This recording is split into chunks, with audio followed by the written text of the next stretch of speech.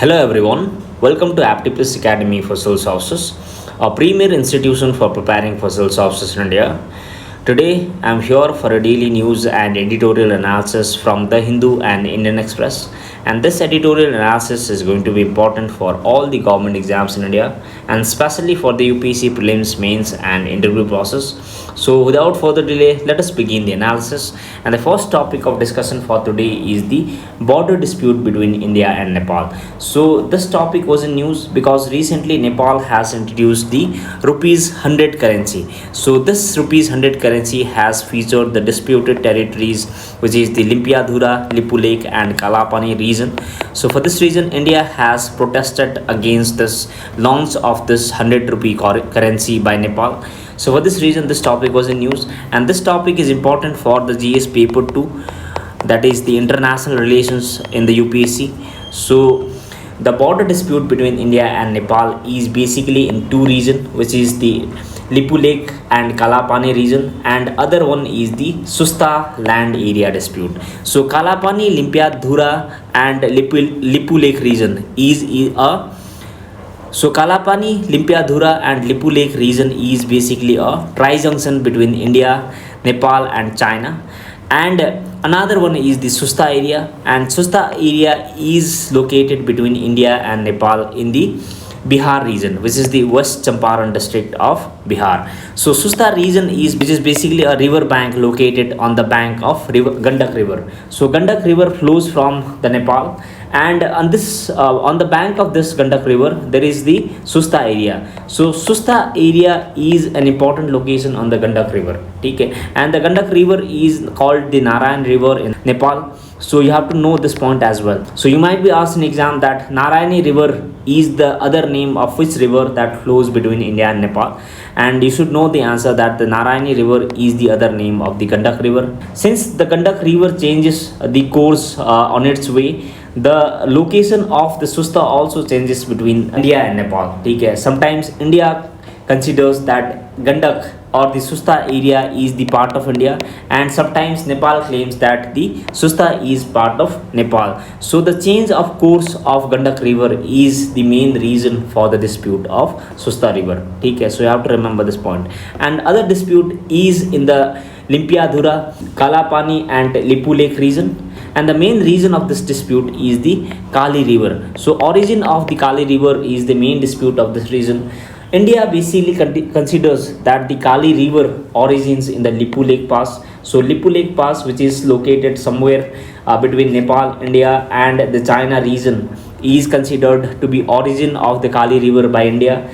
And Nepal considers that the Kali River origins in the Limpiyadhura Pass. So for this reason, Nepal considers that this entire territory is part of Nepal, but India rejects that claim of Nepal, and India thinks that this is the border between India and Nepal. So the demarcation of the border between India and Nepal happened in 1816. So in 1816, in the Treaty of Sugauli, after the Anglo-Nepalese War. So British and Nepalese people fought the Anglo-Nepalese War in 1816. So after that war, there was signing of treaty, which is the Treaty of Sugauli. So after that treaty, the Kali River was considered the western boundary of India and Nepal. Okay, but the origin of this Kali River is disputed. So for this reason, this dispute is the main dispute between India and Nepal. So this is an important point that you have to know. Okay, you have to know the locations as well. So all these places are important. And the Nepal stand so far as this river is concerned is that the Nepal, as we just discussed, considers that the Kali River origins in the Limpiyadhura, and India thinks that it origins at Lipulekh. And the territory of Kalapani was offered to Nepal or offered to India, and the territory of Kalapani was offered to India by King Mahendra after 1962 India-China war, who wanted to help India's security concerns. Okay, so for Nepal, the tri-junction region is basically given to India to help India. Okay, so it was given for the temporary purpose only.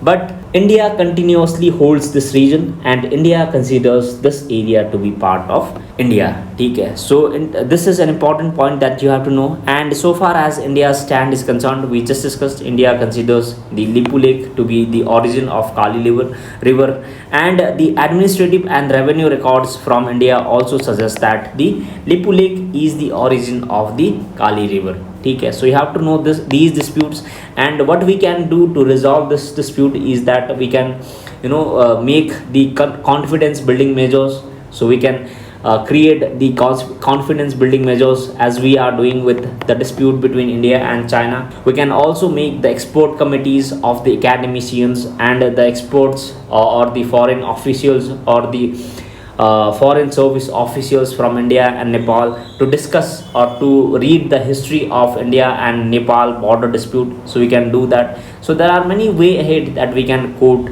to resolve the dispute between India and Nepal. And there is also dispute between India and Nepal regarding the Indo-Nepal Treaty of Peace and Friendship of 1950. So we can quote them as well.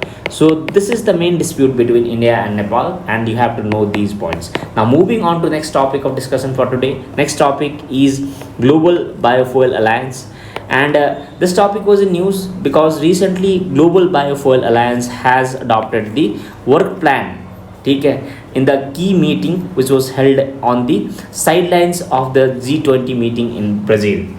Okay, so for this reason, this topic is important topic, and the G20 meeting is currently being hosted by Brazil.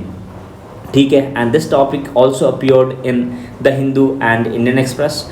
And talking about the Global Biofuel Alliance, it was launched during a 2023 G20 summit in New Delhi. So this was launched last year only with the aim of promoting the biofuel usage globally. So to promote the biofuel uses this Global Biofuel Alliance was launched, and 24 countries including the G20 and non-G20 nations like South Africa, Kenya, Uganda, etc. are part of this Global Biofuel Alliance, which was launched by India. And currently it lacks charter, so it does not have any charter, and it also does not have the permanent secretariat. So it does not have permanent secretariat as well. Okay, so you have to know this point. And in this topic we are basically discussing the India's move towards the biofuel. Okay, so what India is doing towards the biofuel economy, so we'll understand about that in this topic. So the key players of this Global Biofuel Alliance is India and Brazil. Okay, so India and Brazil are the main players, and Brazil is one of the main player, because Brazil is currently hosting the G20 chair. Okay, so for this reason Global Biofuel Alliance is basically important.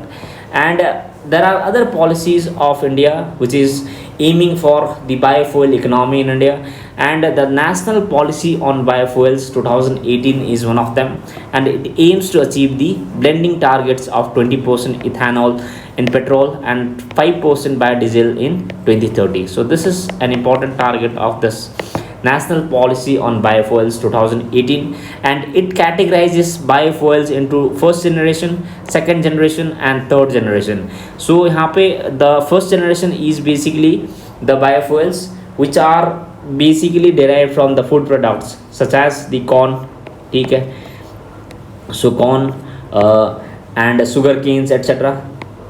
ठीक है, so these are the products from which the first generation biofuels are derived, and second generation biofuels are derived from the grasses. ठीक है, so grass is the main source of second generation biofuels, and third generations are derived from algae. So you have to remember these 3 points. ठीक है, the difference between first generation, second generation and third generation biofuels. And the policy promotes the use of surplus food grains, agricultural residues and non-edible oilseeds for biofuel production. So these are all about the national biofuel policy and the national policy on biofuels 2018. And other important programs are the ethanol blending program, and this ethanol blending program has targeted to achieve India 10% ethanol blending with the petrol by 2022. This E10 is important, and subsequently increasing it to 20% by 2030. And this target has again been revised recently. So India has recently targeted to achieve 20% blending of petrol by 25-26. ठीक है, so this is an important point. So revised target is important. And as of 2022, ethanol blending in petrol stands at 8.5%. ठीक है, so this is the current status of the ethanol blending program in India. And the biodiesel policy is also important. So India aims to achieve 5% blending of biodiesel with diesel by 2030. ठीक है, so this is an important point. So you have to know these targets. ठीक है, and National Biofuel Coordination Committee is another important organization that has been formed to push India towards the biofuel economy. So National Biofuel Coordination Committee was constituted under the chairmanship of the Minister of Petroleum, Natural Gas, to provide the overall coordination, effective end-to-end implementation and monitoring of the biofuel program. ठीक है, and NBCG has members from 14 ministers. ठीक है, so you have to remember these points. So these are all important initiatives that India has taken to take India towards the global biofuel economy. So India is pushing towards the renewable energy, and biofuel is an important fuel that is an important part of India's biofuel economy. So these are all important points that you need to know. And the third and last important topic of discussion for today is Interpol's notice system. So Interpol notice system is important because recently CBI is likely to issue the blue corner notice against the JDS MP Prajwal Revanna, who has fled to Germany on diplomatic passport after allegations of sexual abuse came to light. So basically CBI is about to request Interpol to issue the blue corner notice against the Prajwal Revanna, because the Prajwal Revanna has recently fled to Germany after he has been accused of many sexual abuses. So for this reason this topic is important, and in this topic we'll understand different Interpol notices that is there in India. And the Interpol issues different notices, and you have to know that the notices which are issued by the Interpol are not mandatory for states. So states do not need to basically follow the notice which was given by the Interpol system. ठीक है, so you have to know this point. This is a very important point. This is not mandatory for the states to oblige the notice that is given by the international or the Interpol. And the requesting authority are basically member countries, Interpol National Central Bureau. So India में जो National Central Bureau है, which is the Central Bureau of Investigation. So the CBI is the authority in India which can request the Interpol to issue the notices, and the requesting authority can also be the International Criminal Tribunal and the International Criminal Court. So they can also request the Interpol to issue notices for certain crimes, and the crimes has to be genocide, war crimes and crimes against humanity. So they can not always ask the Interpol to issue the notices, but the crimes which are for which they can ask the Interpol to issue notices are genocide, war crimes and crimes against humanity. Okay, so you have to remember this point.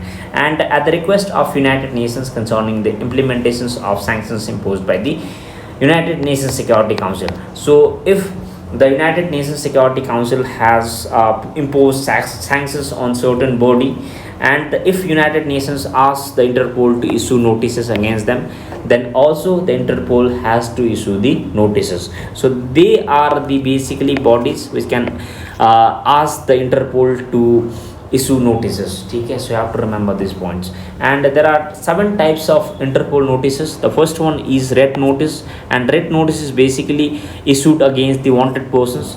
And there is yellow notice. Yellow notice is issued against the missing persons. Blue notice is issued against the additional information. So if a country wants to ask an additional information about certain criminals, then the blue notice is issued. Then there is black notice. So black notice is issued for unidentified bodies. Okay, so for this reason this black notice are issued. So if some body or some government or the police organization finds an unidentified dead body, then that body is identified using the black notice. So black notice is issued against the unidentified bodies, and there is green notice which is issued against the warning and intelligence. So this is an important point. There is orange notice. So orange notice is issued for the imminent threat. Okay, so for the imminent threat, this notice is issued. And there is purple notice. This is an important notice. This is issued for the modus operandi. So modus operandi means the way how the crimes or the investigation of the crimes is to be proceeded. So for this reason, this notice is issued. And there is Interpol UN Security Council special notice. So this notice is very special notice, and this notice is basically issued by the Interpol on the request of UNSC. So the groups or the individuals who are subject to UNSC sanctions, for instance, if there is a Al Qaeda member or the Al Qaeda itself, if they have been imposed sanctions by United Nations Security Council, then the Interpol can issue the notices against them. Okay, so you have to remember this point. And the Interpol notices, we just discussed about them. Red notice to seek the location of and the arrest of persons wanted for prosecution. Okay, so you have to know this point. There is yellow notice to help locate missing persons. Blue notice to collect additional information about person's identity. So this notice is to be issued against the Prajwal Revanna. And there is black notice to seek the information of the unidentified bodies.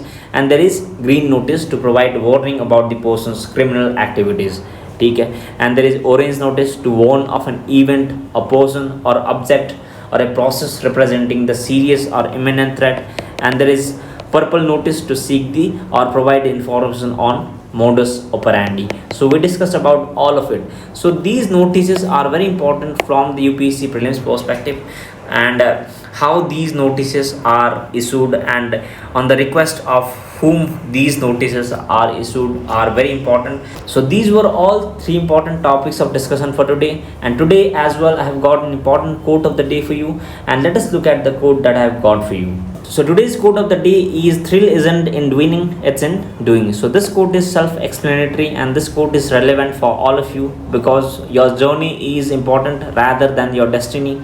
So for this reason, this quote is relevant for all the UPSC aspirants. So with this quote, I am concluding today's session. We'll meet again in the next video. Till then, take care. Thank you.